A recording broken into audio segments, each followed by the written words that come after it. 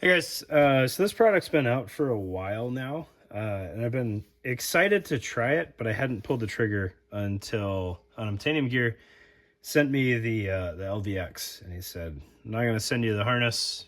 Figure it out." I said, "All right, there's something on the market I want to try." So this is the Lunar Concepts kind of XY or XH harness hybrid setup. It initially caught my eye because of the molly on the back portion. I'm a huge fan of that concept. It's kind of free real estate, and if you want to build kind of or piece together, right? Because we're not building anything. If you want to piece together kind of a more robust setup, you can use this kind of minimal molly footprint to hang something like a yote or a small assault pack on the back of your chest rig, which isn't a huge deal, right? Chest rigs are fairly easy to get on and off. You can just put a small GP pouch if you want, but it can kind of help balance out some of the weight. So where the chest rig is pulling down in the front, it can help offset that a little bit, or it can just piece together a more robust setup. One interesting, well, there's lots of interesting things on here, but one of the more unique aspects of it is the rear strap for the bottom of your chest rig has a setup it's kind of similar to the Marauder Threadworks hide, where your rear strap is built to route this piece of shock cord here, so you can tether your shock cord to the upper piece of your harness and kind of keep the height set with where you want the back strap to route.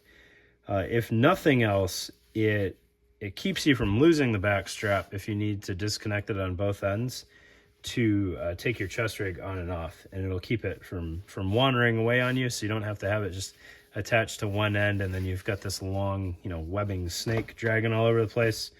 It keeps everything centered until you need to put it back on, or if you do just disconnect one side, it kind of keeps everything from flopping all over the place.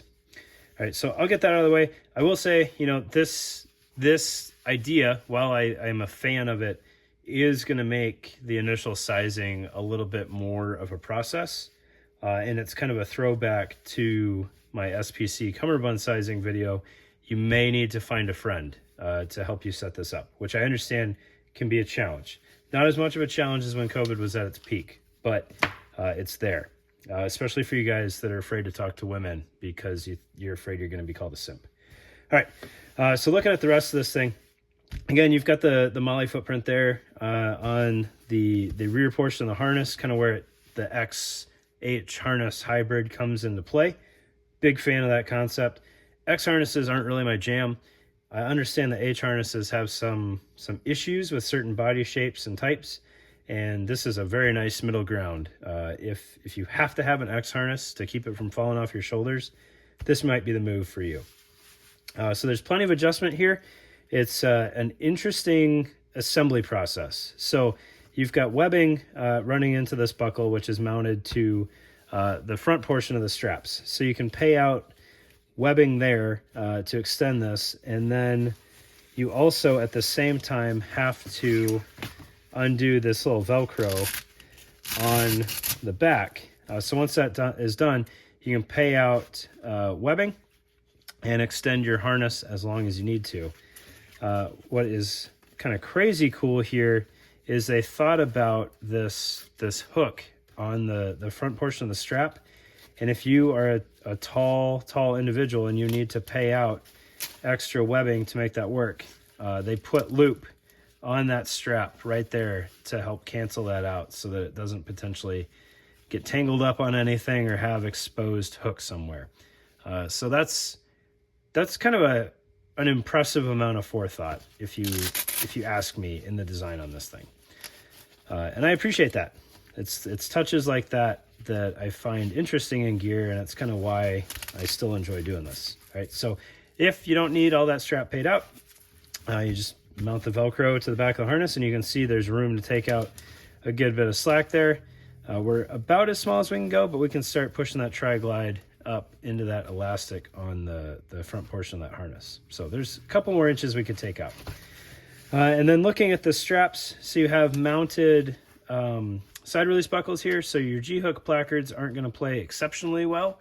But if you needed to do a G-hook based chest rig, you could always cut this buckle, not the loop, cut the buckle, and then mount your G-hook to this little webbing tab, and then tuck that under that elastic, and that would keep it fairly secure. If you were doing it more long-term, I would recommend putting some tape on there just so the G-hook doesn't pop off.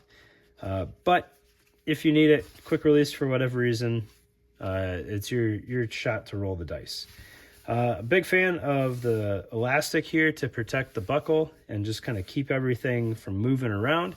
Plus it provides that first portion of routing for whatever you might need to route on the harness. And the harness gives you options for routing too. So you can see you've got some MOLLE towards the center of this harness. And then you've got these smaller relief cuts along the side, which I tested. It's not going to cooperate right now for me. But a cattail's antenna will fit through there. The holes are big enough. You just need a kind of a tool to help open those up as you start the threading. You can see it's going to fight me here. Without anything to kind of lift that lip there, it sits very flush. There's plenty of room for the antenna to thread through there, but once it's under tension, it might get a little snug. So you definitely want to play around with any kind of antenna routing and make sure you've got a little bit of fair lead on the front and a little bit of fair lead on the back so that as your body moves around, it's not torquing the antenna too much. But it's a very, very comfortable harness. It's got the nice 2-inch width on it. No padding and really no provision for mounting padding. But I don't think you need it unless your chest rig gets crazy heavy. And at that point, you're probably adult enough to cut some sleep pad foam and just tape it to the harness, which is totally fine and serviceable and works out great. Otherwise, there's plenty of shoulder pads that are just a Velcro sandwich that will secure themselves. They might slide up and down a little bit, but that's not a huge deal. I'm really big fan of this harness. It is kind of a premium harness at $70, but you're getting a lot of capability for that, especially with the back MOLLE there. Like there is a good bit of work that goes into making this harness, and it's not just a set of webbing straps for some astronomical price. So yeah, big fan of this thing. I'm excited to play around with it more. Maybe see if I can use these top loops for mounting something. I'm not quite sure which direction I would go with that, but it's interesting capability and for a pretty fair price. So appreciate your time, folks.